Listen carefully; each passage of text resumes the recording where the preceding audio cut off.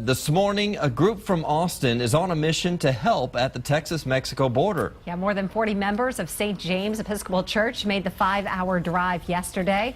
They're staying there until Thursday to bring aid to undocumented immigrants being held in detention centers. Our Sally Hernandez joins us live this morning from McAllen. Good morning, Sally. Yeah, that's right. We followed those volunteers from Austin here to McAllen, and when we got here, we were told to head over here to Sacred Heart Church.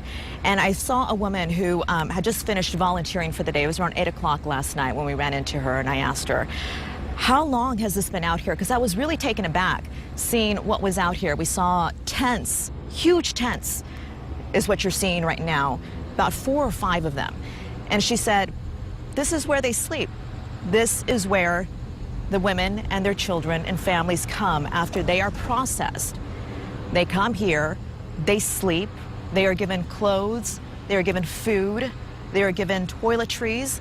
But she said the first thing they do, these volunteers, when they see these immigrants, is they give them a hug first. And that was evident this morning when we got here to our live location. The tent doors started opening, and we saw little children. And some of these children had soccer balls in their hands, and they were walking out with family members, maybe going to get some breakfast, maybe they were going to school, not exactly sure just yet, but there will be a briefing here around 2 o'clock later on this afternoon, and we're going to ask all of those questions for you. Also here, behind the fence in the parking lot here of the Sacred Heart Church is the McAllen Police Department, and they're here to guard this area 24/7. This has been here since June, we're told by one of the volunteers that we met last night. And many volunteers have made their way across Texas here to McAllen, including many of those church members from Austin. And so later on today, they're going to be making 3 stops. They're going to be going to the food bank, they're going to the Salvation Army, and they're going to here, the Sacred Heart Church in McAllen, to help many of these undocumented immigrants as they try to figure out where they go from here.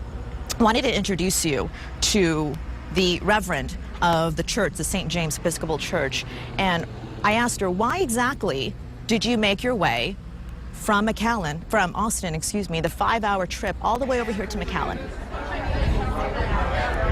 You know, you could see images of all these children.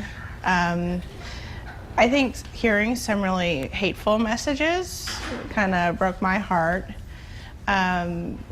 We're a church that's about loving all people and welcoming all people, and so that for me, I thought that was something we really can gather around and work for at St. James, is welcoming people, sharing love with all people. And so some of those images, I think, is what we saw already this morning, so early when we saw the tent doors open, and you can see the kids walking out holding hands with their loved ones, and some of them carrying huge backpacks of not sure what was inside, and then also some of them carrying their soccer balls. So later on this afternoon, we're going to talk to some of the volunteers here at Sacred Heart Church and hear some of the stories of the people who are sleeping right now inside these tents and what their hope is for them later on this morning, and really for much of the future. So we'll talk to them coming up in just a few minutes, and then also we'll introduce you to some of the volunteers who have made their way from Austin here to McAllen. Back to you. All right, Sally Hernandez live for us in McAllen. So how much do border operations cost Texas? State lawmakers will be meeting at the state capitol tomorrow morning to answer that question. And one Texas agency is considering building a brand new facility to house some of the thousands of unaccompanied children. The Texas Department of Family and Protective Services is looking into a bid to build a shelter near El Paso. If approved, this would be the largest in the U.S. to hold the large number of undocumented children.